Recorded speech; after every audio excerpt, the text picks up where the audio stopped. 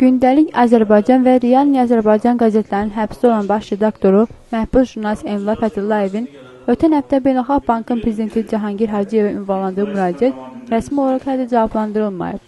Bu barədə bugün Obyektiv TV-yə baş redaktorun vəkil Anar Qasımov məlumat verib.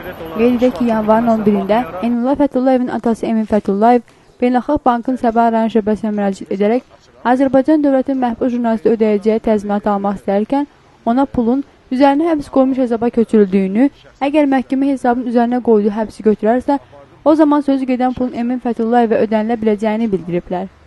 Xatırladaq ki, Emrullah Fətullayev 2007-ci ildə terrorla hədələmə və digər ittihamlarla 8 il 6 ay müddətinə azadlıqdan məhrum etmə cəzasına məhkum edilib. Lakin Avropa İnsan Hüquqları Məhkəməsi isə 2010-cu il aprelin 22-sində yuxarıda qeyd edilən cinayət işlərlə bağlı qərar qəbul etmişdi. Qərarda bildirilir ki, jurnalist dərhal azadlığa buraxılmalı və Azərbaycan dövləti ona 27.822 avro məbləğində təzminat ödəməlidir.